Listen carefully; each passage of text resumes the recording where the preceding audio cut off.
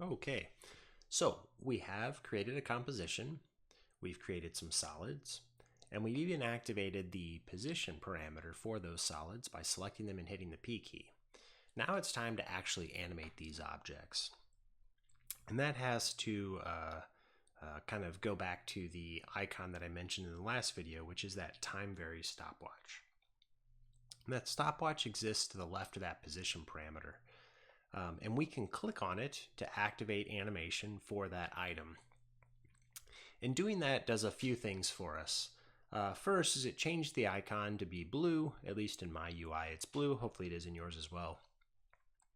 So it created that, or changed that icon so we know it's on. We can see that the other one is gray, so it's off.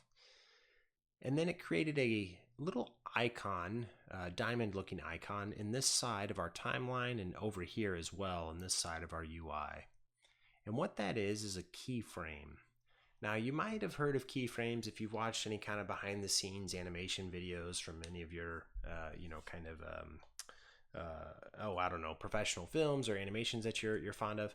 But keyframes represent motion data at a particular point in time, meaning that right now in my animation at the 0.0 frame time, my block is intended to be right here at 223.9 by 900, and that's what that keyframe represents. Then, if I want to move this object to another place on my composition, let's say this block's going to shoot up in the air, almost like it's jumping. If I move it right here, right now, it's going to replace the data in that keyframe automatically. So that keyframe data now uses this information. So we don't want to do that, because what we want to do is we want to actually create an animation over time. So the first thing we're going to want to think of is, all right, this block's going to jump. How long is it going to take? So that's the question we have to ask ourselves. Is it going to take 1 second, a half second, 10 seconds? How long does it really need? Does the block need to jump up in the air? Let's start with a half second. So for me, that's 15 frames. So I can see this 00:15F that stands for 15 frames. And I can just click on that spot and it moves this little blue icon and this line to that spot. This icon and line are our timeline or active time indicator. I call it a guitar pick because it kind of looks like one. But if we move that time indicator to that spot, and then we move our block, physically dragging it up, then something pretty cool happens.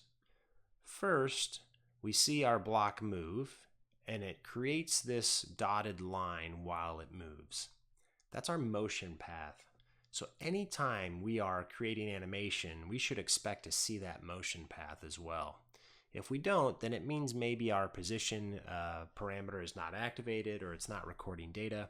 So kind of always keep an eye out for that. That motion path is pretty important. The second thing it did is it created a new keyframe at that particular point in time. And this is pretty important because that means if we move our timeline indicator, we can actually see our block animate from its first position to its second position, or from its first keyframe to its second keyframe. This is pretty cool. So now we've actually created our first animation. It's nothing amazing, it's just the block moving, but it's an animation nonetheless. So how do we actually watch this and see if our animation is any good? Well, After Effects has a few options, but the one I use the most is simply hitting the space bar to preview this animation. So let's do that now.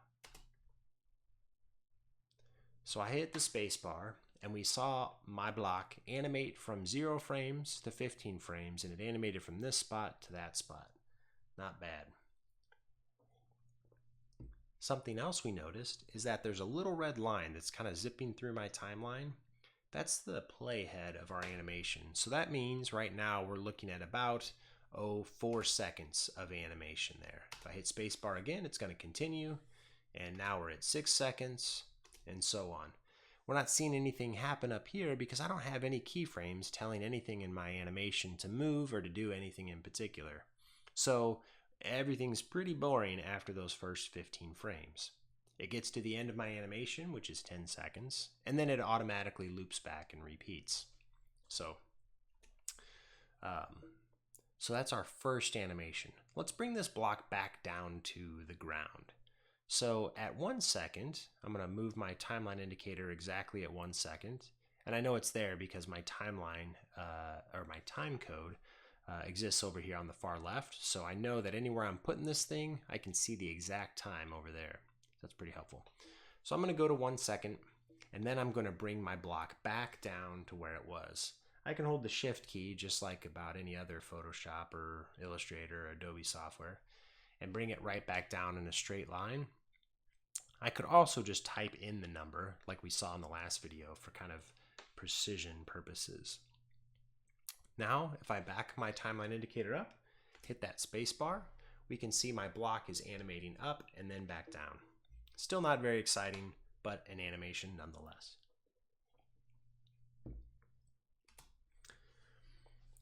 So let's talk about these keyframes a little bit and kind of what they are and how we can manipulate them. We already saw earlier that if I have my active timeline on a keyframe, I can move this object around and it's automatically going to replace that keyframe data. So I moved it over to the right, and if I back up and hit spacebar, you can see now it's animating to that new position. So I can go back here and I can move it back straight, and then it's kind of restored to how it looked before. So if you have your timeline indicator on an active keyframe and you move something, it's going to take on that new data. If I move my timeline indicator to a spot, say in the middle here, and I move it to the left or the right, you'll notice that it created a new keyframe, but this new keyframe in the new position almost creates like this kind of bowed effect, because After Effects is now being told to go from this first position to this second position that we just created in the middle of these two keyframes. Then it has to make its way to that third one that we created, which is up at the top of its jump. So you can create keyframes simply by moving or modifying your object anywhere in its motion path, and After Effects will start making keyframes for you each time you move your object. So we could very quickly create an erratic, crazy, kind of confuddled animation here that might be neat to see, but it doesn't really look like anything of any kind of particularly realistic behavior. So we've kind of messed things up. How do we get it back to the way it was? Well, we could undo this each keyframe at a time, or we could find those offending keyframes and select them by clicking and dragging in our timeline. Make sure they're blue, that's highlighted and selected, and then we can just simply hit the delete key for anything that we don't want to keep. So we don't want that middle one, and we don't want that one in the middle there. Now we're kind of back to where we were. Not bad. Now let's say our animation was a little bit too slow. How do we speed this up? Well, we could delete everything and restart, or After Effects allows us simply to click on a keyframe and move it anywhere in our timeline. Now we could even move them out of order. So I can take this keyframe, drag it way over to the right, and drag it way over to the left. So we can order these in whatever order we want to simply by clicking and dragging. We can select multiple keyframes at a time by dragging a bounding box around them. So now we're grabbing and moving these latter two keyframes. So it's really pretty flexible. So let's say we wanted the jump to be quite fast and the fall to be quite slow. That's what this the positioning would look like. So it jumps really fast and then it falls down really slow. Let's make it even slower, shall we? So 3 seconds is going to be the fall. Jumps really fast and then slows down. This almost looks like some sort of like, a classic, video game trap where it snaps to the wall really quick to try and trap you and then slowly goes back into position. So we can control those keyframes in those ways. Something else we can do is we can select all of these keyframes, and if we wanted to, we could duplicate the whole lot.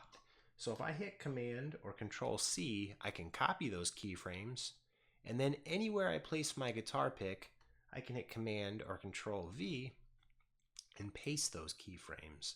So this is a fast way for me to create a lot of animation just by copying and pasting. And then all of a sudden, our whole timeline is filled with animation.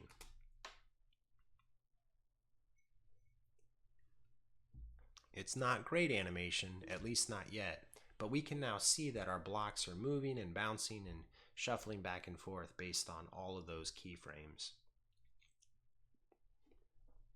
So I'm going to delete those. Excuse me.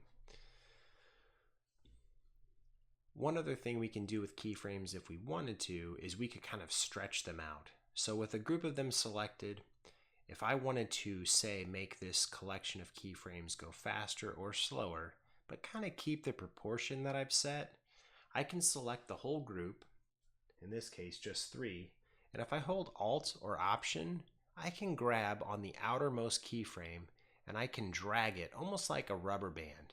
And if you notice, it's stretching it from its starting point to the end point and everything in between. So if I wanted this to go much faster, I shrink it smaller. If I want it to go much slower, then I expand it. And basically what that's telling After Effects is this point to that point, well, have it take 2.5 or practically 2.5 seconds to get there. So that's why when things are closer together, you're going to see them animate more quickly. And when things are further apart, they're going to animate more slowly.